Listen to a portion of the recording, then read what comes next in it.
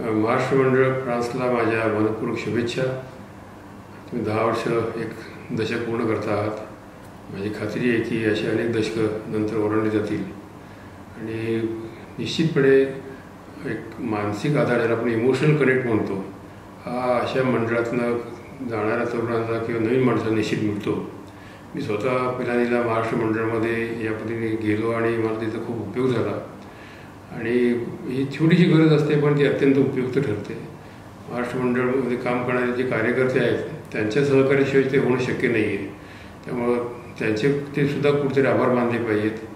आणि हेही निश्चित आहे की आपल्या मातृभूमीबद्दलची जाणीव कायम राहते. त्यामुळे तुम्ही जरी तिकडे असतात तरी तुमचं मन इथे असतं याच्याबद्दल आम्हाला प्रत्येकाला जाणीव असते.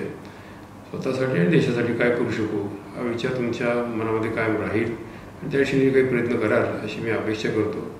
तुम्हाला शुभेच्छा देतो आणि शुभेच्छा चिंतितो. थँक्यू.